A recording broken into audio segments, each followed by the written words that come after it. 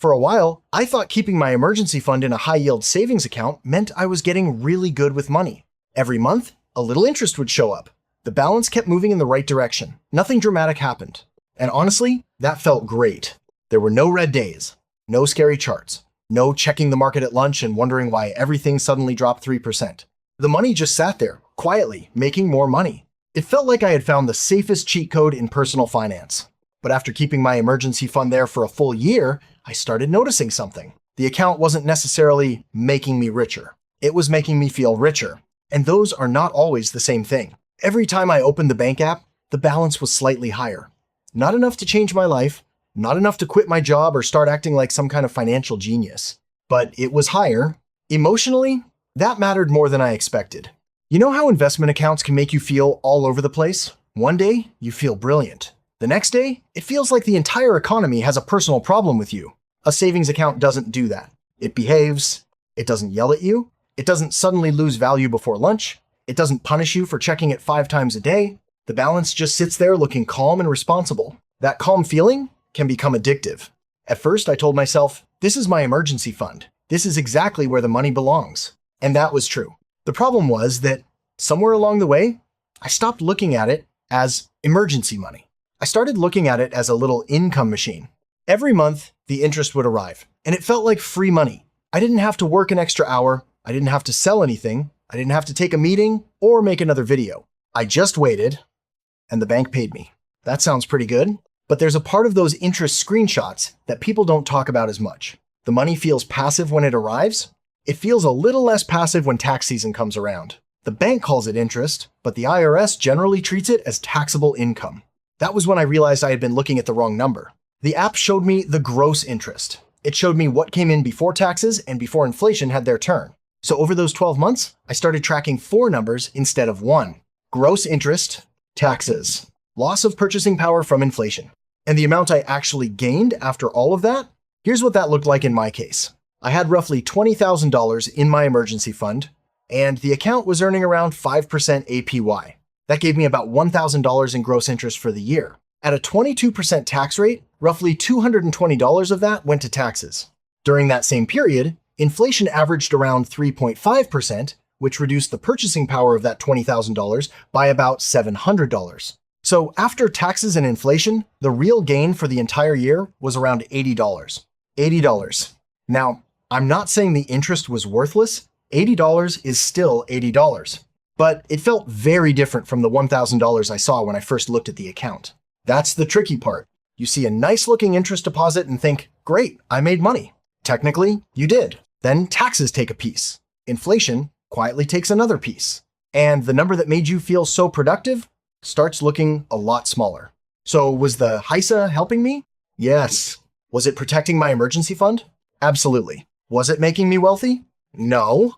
And I needed to separate those ideas. A high-yield savings account is not really designed to make you rich. It's designed to keep your cash safe, accessible, and a little less painful to hold. That's a useful job. But when savings rates were close to 5%, I started expecting the account to do more than that. I started treating my emergency fund like an investment. That's where I got confused. At 5%, it felt like I had found the perfect middle ground. My money was safe, I could withdraw it whenever I wanted, and I was still earning what looked like a meaningful return. No market risk, no lockup period, no complicated strategy. It almost felt too perfect. Here's the thing though, a 5% savings rate is not an asset that you own. It's a temporary rate the bank is offering you. You don't control it, you don't get a vote, you're basically renting that rate for as long as the bank decides to keep paying it. Your cash might be liquid, but the rate is not loyal. The bank can lower the APY whenever the interest rate environment changes, and it usually doesn't feel dramatic when that happens. There's no big crash, no breaking news alert, no emotional event. You just open the app one day and notice that the rate is lower than it used to be. That was the moment when I finally had to ask a more useful question. Not which bank has the highest APY right now, but what is this money actually for? That question changed the way I looked at the entire account. Before that, I was spending way too much time thinking about tiny differences in rates. I'd compare banks, check for updates, read the account terms, wonder whether I should move everything again just to earn another 0.25%. Sometimes switching accounts does make sense, but eventually I had to ask myself, am I really optimizing or am I just keeping myself busy? Think about the difference between 4.25% and 4.5%. When you're staring at the percentages, that extra 0.25% can feel important. On a $20,000 balance, though, it's only about $50 a year before taxes. At a 22% tax rate, that's roughly $39 after taxes. So I might be opening a new account, transferring the money, updating automatic transfers, reading the fine print, and checking the rate every few weeks. All for about $39.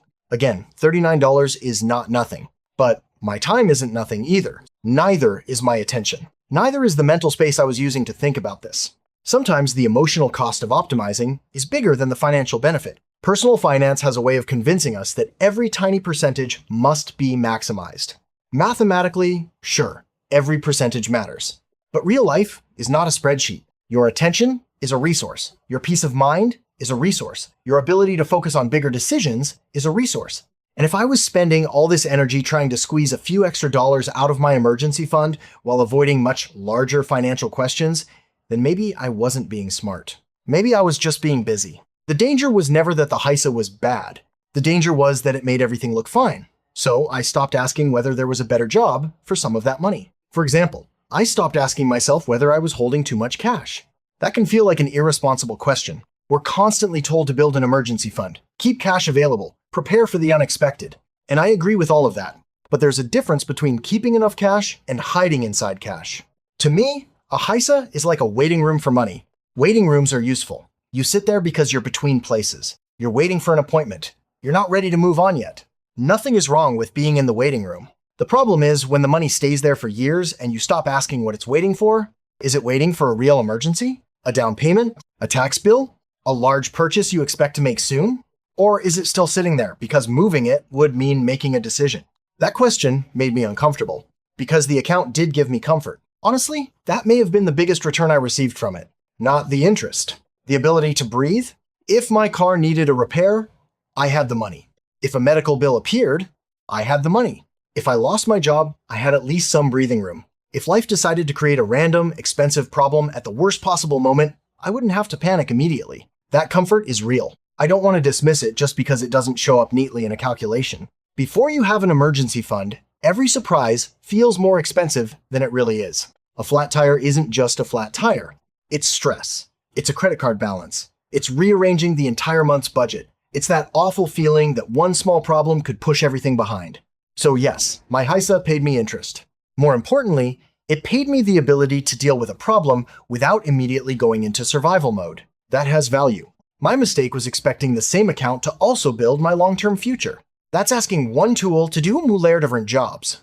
An emergency fund really only has one job: be there when I need it. It doesn't need to beat the stock market. It doesn't need to outperform every measure of inflation. It doesn't need to maximize every dollar. It just needs to be available when life gets messy. My HYSA did that job very well. I was the one who started asking it to do more. Part of the confusion came from the fact that the balance never went down. When an account never shows a loss, it's easy to assume you must be making the right decision. But not losing money is not always the same as making the best use of money. That took me a while to accept. Emotionally, stability feels amazing. You open the app, and there's no drama, no pain, no regret. The number is still there. But stability can hide opportunity cost. Cash sitting safely because it may be needed for an emergency is doing its job. Cash sitting safely because I'm afraid to make a plan might be avoiding its job. Inside a banking app, those two piles of money look exactly the same. The app can show me the balance. It cannot tell me whether the money still belongs there. It cannot tell me whether I'm being responsible or just scared. It cannot tell me whether I'm holding 6 months of expenses or 3 years of hesitation. It cannot tell me whether the cash is protecting me or quietly holding me back. That part is up to me. At the beginning of the year, the HYSA was exactly what I needed. I wanted a safe place for emergency money. I wanted liquidity. I wanted a better rate than a traditional savings account. It checked every box. But after a year, I realized I needed to separate my cash into different categories. Emergency money, short-term goal money, and long-term money. That separation was more useful than any APY increase. Emergency money belongs somewhere safe and liquid. Short-term money may belong there too. Money for taxes, a home down payment, or a major purchase coming up in the next few years. But money I won't need for a long time probably needs a different plan. Because when every dollar goes into the HYSA, simply because the account feels safe, safety can become an excuse for avoiding decisions. That's not really a savings strategy. It's procrastination that happens to earn interest. And no, I'm not saying everyone should empty their HYSA and throw the money into the stock market. That would miss the entire point. A high-yield savings account isn't bad. It's specific. It's a tool designed for a particular type of money. A hammer is useful when you have a nail. You just wouldn't use it to brush your teeth. A HYSA is useful for emergency funds and short-term cash. It is not a complete financial plan. Once I understood that, I stopped obsessing over the APY so much. I still care about the rate. Of course I do. I'm not going to deliberately earn less for no reason. But the rate is no longer the main character. Now I ask different questions. How much cash do I actually need? What is this money for? When might I need it? What would happen if I moved part of it somewhere else? Am I choosing safety because it matches the goal, or because I'm trying to avoid uncertainty? Those questions are worth more than another 0.25%. They also make me feel more in control than the monthly interest deposit ever did. When all you do is chase yield, the bank controls the conversation. The bank raises the rate, you move the money. It offers a promotion, you open another account. It lowers the APY, you start searching again. But once you understand the purpose of the money, the rate becomes what it should have been all along. An important detail, not the entire strategy. After 12 months, I don't think keeping my emergency fund in a HYSA was a mistake. The mistake was letting a good financial product become a substitute for thinking. It was good for my emergency fund. It was good for short-term cash. It was good for emotional comfort. It helped money that would otherwise be sitting idle earn a little more. But it wasn't magic. The rate wasn't permanent. The interest wasn't tax-free. The money wasn't completely protected from inflation. And the account was never going to replace a long-term financial strategy. That's the conversation I wish I had heard earlier. Most people talk about HYSAs by showing you the easy part. Look at the rate. Look at the interest payment. Look how much better it is than a regular savings account. All of that can be true. But the more useful question is, what is the money waiting for? If it's waiting for an emergency, great. If it's waiting for a near-term goal, great. If it's waiting because you don't know what else to do with it, that may be worth looking at. And if it has been sitting there for years, maybe the real issue isn't the account. Maybe the money needs a plan for what happens after the waiting room. I still like high-yield savings accounts. I still use one. I still think they're a useful tool that more people should understand. I just don't look at the interest deposit as the whole story anymore. Now when I open the account, I don't only ask, how much did I earn? I ask, is this money still doing the job I gave it? That question has been much more useful. Because sometimes the smartest financial move isn't chasing the highest number. Sometimes it's simply matching the right money to the right purpose. Emergency fund? Keep it safe. Short-term goal? Keep it accessible. Long-term wealth? Don't let the money sit forever just because the bank app feels comfortable. That was the line I had to learn. A HYSA can protect an emergency fund. It can pay some interest. It can make cash feel more productive. But it cannot decide your financial priorities for you. And when you expect it to do that, it can quietly become a very comfortable place to avoid bigger decisions. So if you have money sitting in a high-yield savings account right now, don't only check the APY. Ask what the money is waiting for. Ask whether it still belongs there.